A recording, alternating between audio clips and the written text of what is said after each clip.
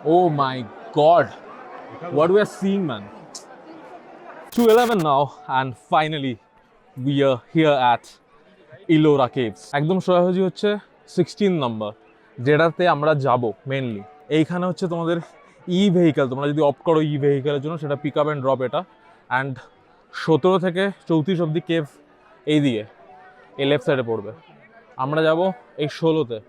I don't know তোমরা দেখতে পাচ্ছ কি না, বাট এইখানে হচ্ছে কৈলাসা টেম্পল।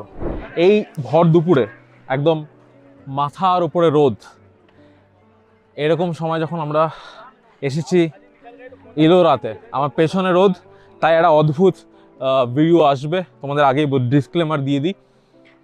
এখন যাচ্ছি 16 নম্বর কেভের দিকে, ঠিক আছে?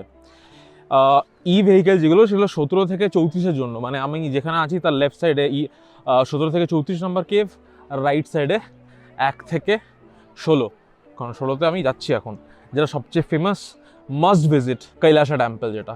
ওকে, নাও আমি কিছু পার্সোনাল কথা শেয়ার করতে চাই প্রথমে। সেটা হচ্ছে আমি ছোটোবেলায়, এবং আমি শুধু না, অবভিয়াসলি অনেকেই ছোটোবেলার ইতিহাসের বইয়ে আমরা কিন্তু এই অজন্তা ইলোরা কেভসের ব্যাপারে পড়েছিলাম, এবং দুটোই UNESCO world heritage site, Ajanta caves, Ellora caves. Ellora কেভসে আজকে আছি, নেক্সট ভিডিও অজন্তা কেভস থেকে হবে। দুটো ইউনেস্কো ওয়ার্ল্ড হেরিটেজ সাইট কিন্তু এই ঔরঙ্গাবাদ সিরিজে আমরা কভার করছি। তার সাথে সাথে যে কথাগুলো আমি বলতে চাই সেটা হচ্ছে যে এই ইলোরা কেভসে সবচেয়ে বেশি আকর্ষণীয় যেটা, সেটা কিন্তু এই Kailasa টেম্পলই।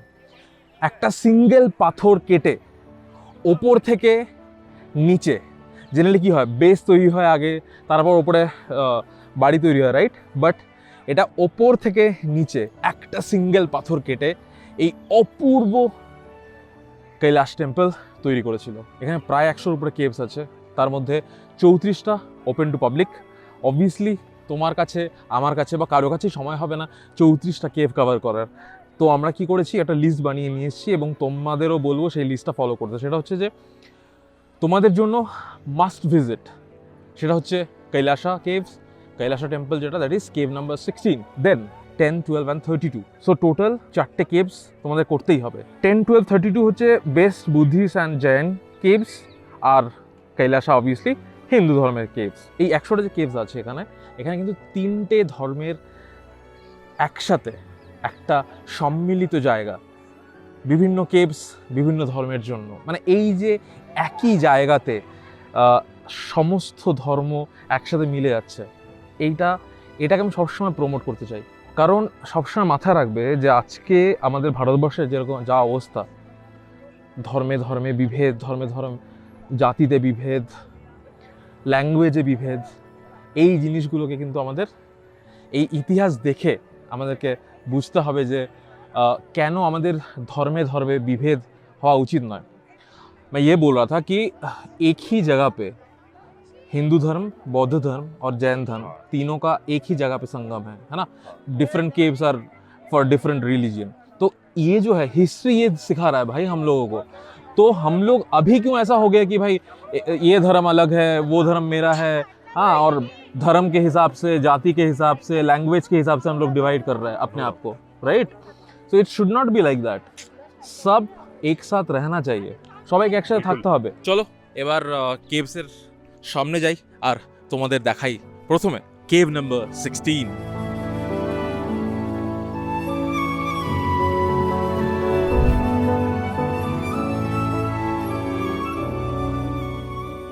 Oh my god, what we are seeing, man.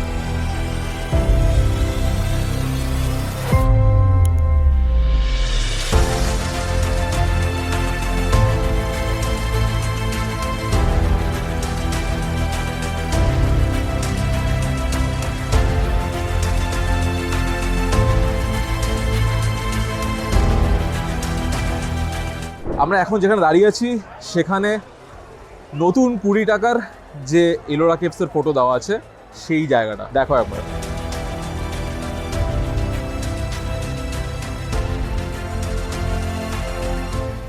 तीन बजे and first let me ask him, भाई तू बता कैसा लग रहा है तुझे? बहुत ही सही, बहुत ज़्यादा सही है। मतलब अगेन कंसिडरिंग कि ये पूरा has been formed from just one rock and मैंने बाहर पढ़ा it took around 200 years to build this, just one this 16 cave. Cave number 16 ये number 16 200 years to make this. बहुत सही है, बहुत सही है। इनक्रेडिबल।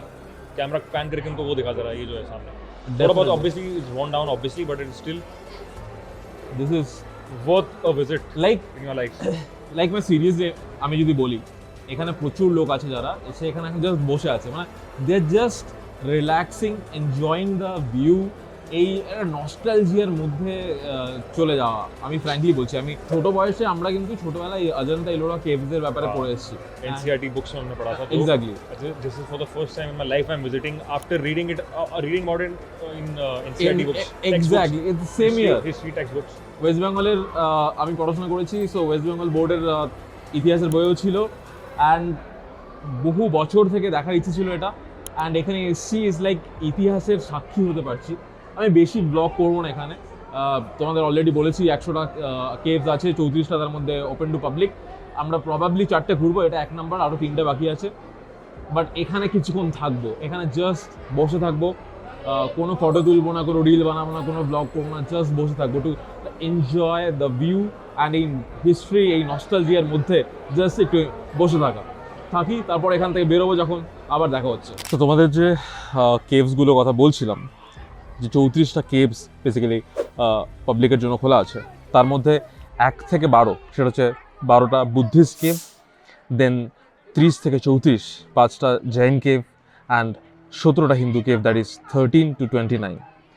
আমরা 4টে কেভ যাব। এখন আমি দাঁড়িয়ে আছি 12 নম্বর কেভের সামনে। মেইন যে কেভ দ্যাট ইজ 16, সেখান থেকে যত যে সাইডেই আসো, ডান সাইডে আসো, বা সাইডে আসো, ভিড় কমে যাবে। আমি 12 নম্বরের সামনে দাঁড়িয়ে আছি, এখানে অনেক কম ভিড়। আমার মনে হয় মেইনলি লোকজন কৈলাসা টেম্পল দেখতেই আসে, কেভ নাম্বার 16, অ্যান্ড বাকি অবভিয়াসলি তোমরা স্কিপ করবে, সবগুলো যাবে না। আমি যেমন নোট করে নিয়েছি আমার জন্য কোনটা কোনটা দরকার। লোকেরা বিভিন্ন কেভে যায় যাদের যেরকম পছন্দ, কারণ mostly architecture same. So if you like, you just need to visit this 4 caves, that's it. Anyway চলো এবার যাই আমরা কেভ নাম্বার 12 এর ভেতরে। Let's go inside.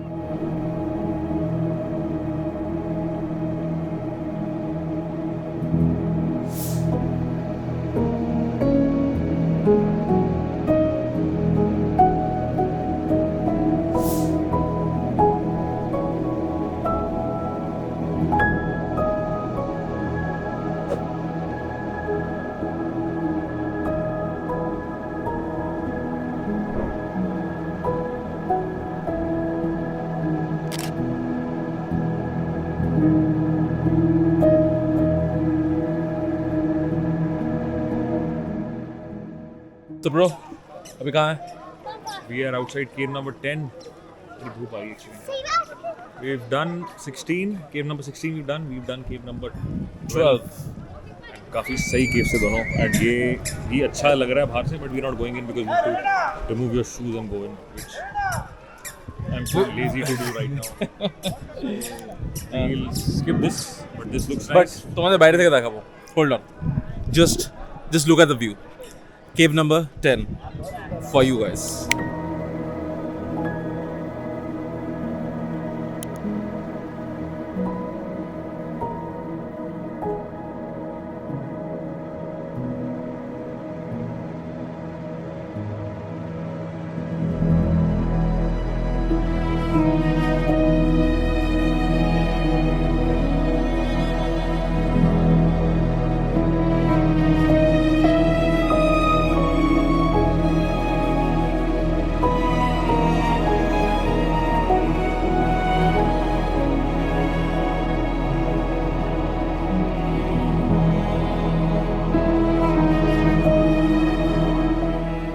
So we are now at cave number 32.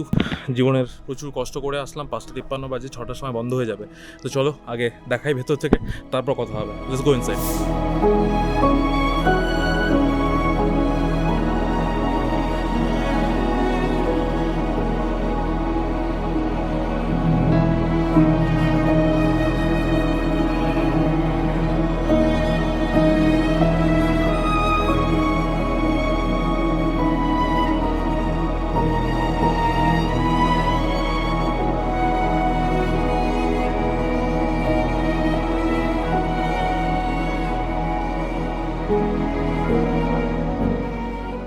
এখানে যদি তোমরা দিনের শুরুতে আসো, আগে আসো, তাহলে ডেফিনেটলি ভেতরে সবগুলো কানেক্টেড আছে।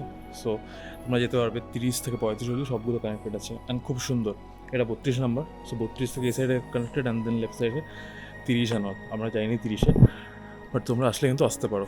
এবার এখন আমি যেটা দেখলাম সেটা হচ্ছে যে বাদুর ভর্তি হয়ে আছে and it's not very pleasant, let me tell you that. এখন তো পুরো অন্ধকার, সো আমি ভেতরে কিছু দেখাতে পারছি না। এনিওয়ে, এখান থেকে এবার বেরোবো।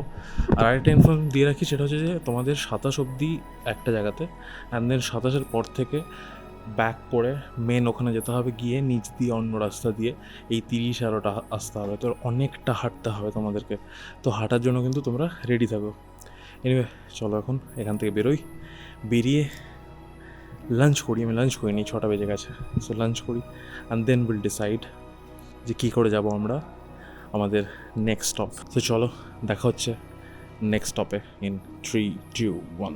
It's basically 7:40 now and আমরা জাস্ট জ্যোতির্লিঙ্গের এখানে আসলাম, কৃষ্ণেশ্বর জ্যোতির্লিঙ্গ, যেটা 12th অ্যান্ড ফাইনাল।